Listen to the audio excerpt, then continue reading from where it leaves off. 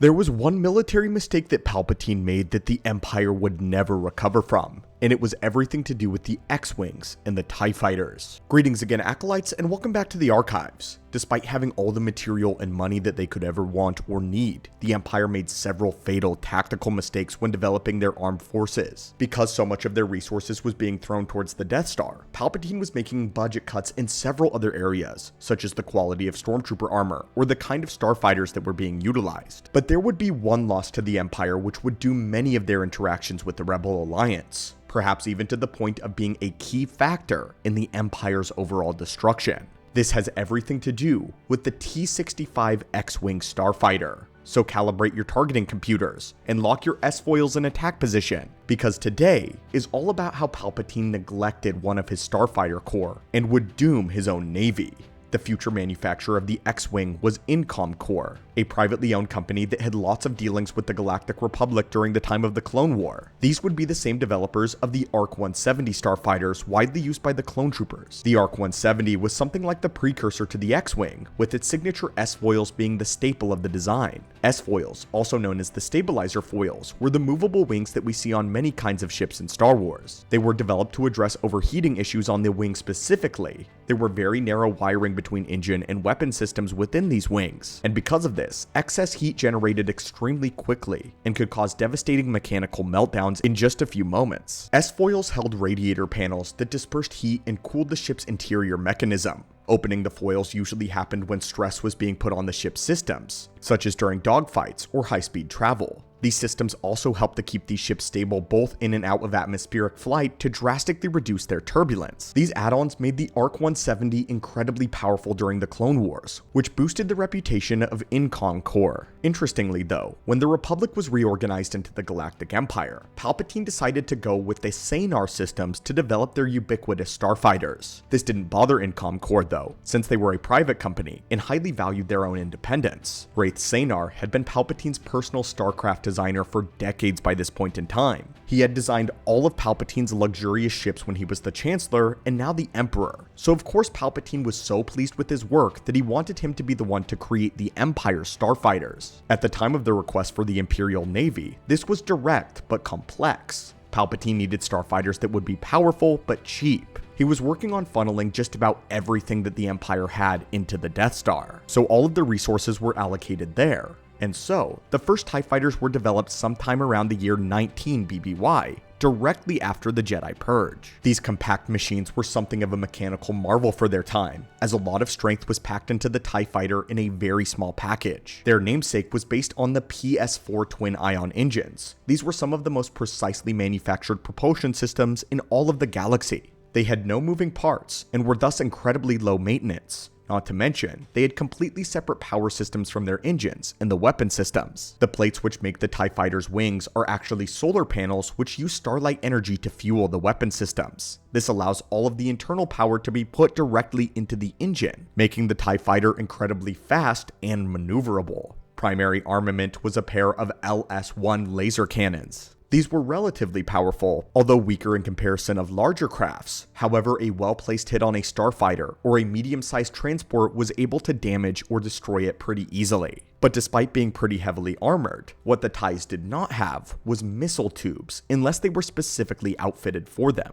This is important because this sacrificed several key features that made the TIE Fighters very fragile in battle. Firstly, and most glaringly, they did not have deflector shields. This was a big cut to make, as even Naboo security starfighters, as small and as fast as they were, still had deflector shields. TIEs also didn't have hyperdrives, since they could be carried around in bulk within Star Destroyers or supply ships, but that made them heavily reliant upon the carriers when out in open space. And finally, and most shockingly, a TIE Fighter does not have a life support system function. This was why TIE pilots had to wear pressurized suits with oxygen masks. All of these cuts made the fighters exceptionally more maneuverable than any other ship at this time, and also made them super cheap to develop, as one TIE fighter boasted a price tag of around 60,000 credits. Since the ships were cheap and expendable, they were easy to mass produce and replace if they were ever damaged. The Empire liked to deploy them in large swarms, with the average TIE squadron being comprised of 12 or so fighters. They were a strong addition to the Imperial Navy for their era though, and remained a powerful staple for 2 decades. But that was until something far better arrived. When the year rolled around that the Death Star was nearing completion,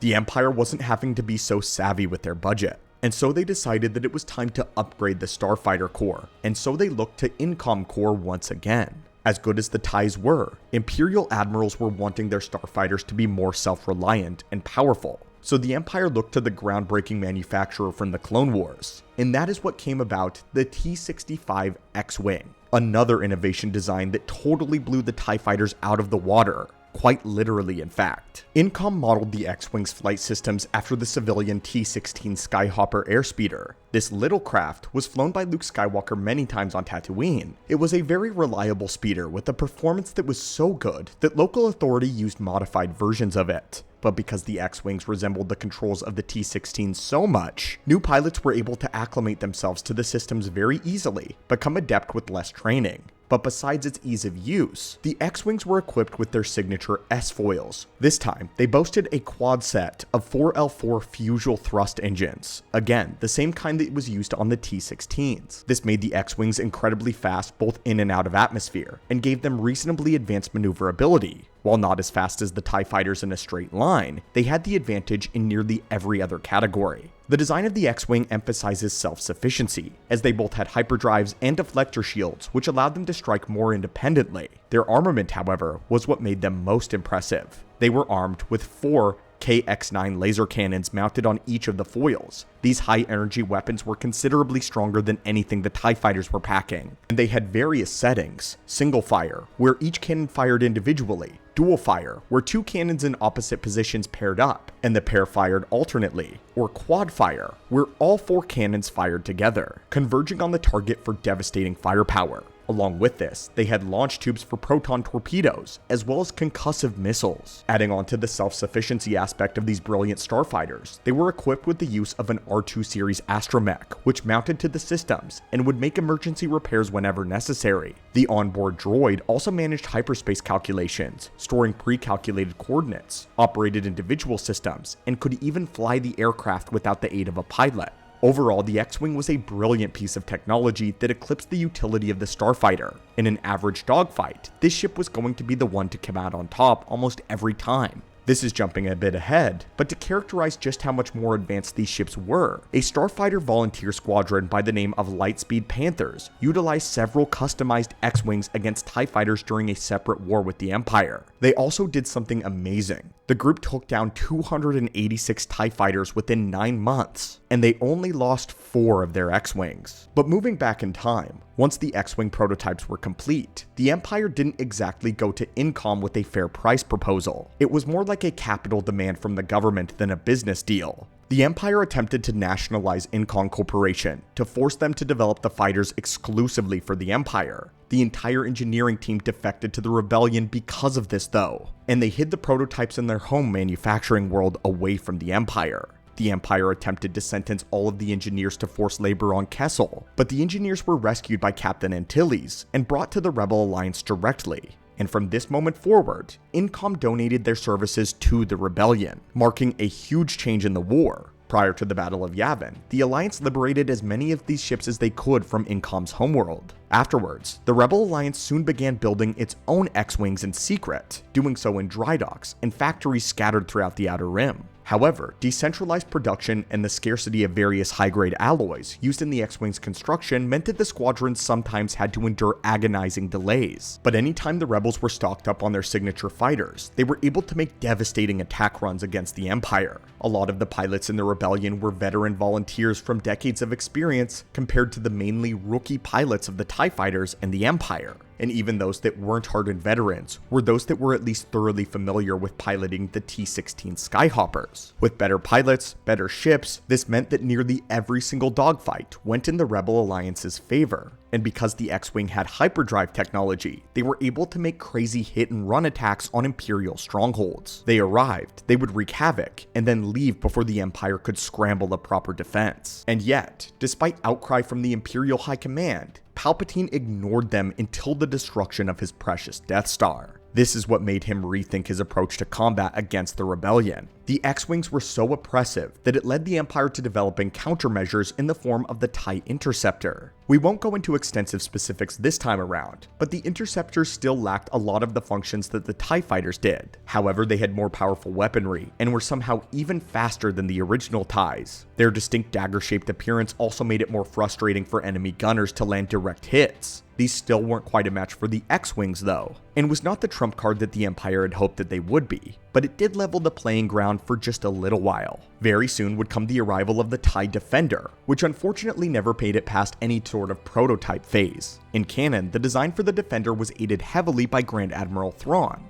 but in Legends, it would be Grand Admiral Zarin who led to the design process. This vessel was equipped with all of the things that made the X-Wing powerful, namely advanced targeting systems, a hyperdrive, and deflector shields. Yet the inclusion of a third wing provided additional solar power to increase the ship's energy management system, which was designed to allow weapons and shields to be charged with minimum loss of power, allowing the rest of the power to go to the propulsion system. This allowed it to have all of these additional benefits at no cost to its speed. The weapon systems on the Defender were the LS-9.3 laser cannons, which were the same kind that were used in the Interceptor. These cannons had much more of an effect on deflector shield technology, and they were strong enough to incinerate small asteroids with a single shot. They were also equipped with ion cannons to disable enemy vessels. All of these weapons could be fired simultaneously, designed to bust an X-Wing in just a handful of shots. That's not even accounting for the new proton torpedoes, as well as the grenade systems, which made them extremely versatile for both dogfighting and targeted bomb runs. Had the Defender been put into production, the war would have flipped on its head. But the cost of the fighter is what made Palpatine shut down the project entirely. Unlike TIEs, that were less than half the price of an X-Wing, the TIE Defender cost a whopping 300,000 credits. This made it twice the price of an X-Wing, and 5 times the price of a regular TIE. At this time, Palpatine was rushing the construction of a second Death Star, and this caused him to disregard the Defender project against the advice of Vader and Grand Admiral Thrawn. Both of them believed the Defender would have been the future of the Imperial Navy, and this came to a relief of the Rebellion, however, who knew that their pilots and starfighters would have stood no chance against this terrible new design implemented by Thrawn. Sidious's big mistake when making naval decisions was that he was very slow to allow development of the TIE technology. This also kept him one step behind the X-Wing, and when the opportunity for a much better fighter came along, he decided to pinch pennies in favor of a larger battle station again. There is no question that Darth Sidious was an ingenious Dark Lord of the Sith, but it is clear that he struggled as a military tactician. He admired the journals of Darth Malgus, who spoke of the power of the dark side in military excursions. Sidious always believed Malgus's problem was that he needed to think on a more grand scale to employ the use of super weapons. But the Emperor seemed to not heed the wisdom of Malgus, who spoke a lot of the ships used by the Sith Empire in the olden days. Palpatine's issue is that he thinks too big, so much that he rejects the minute when he becomes Emperor.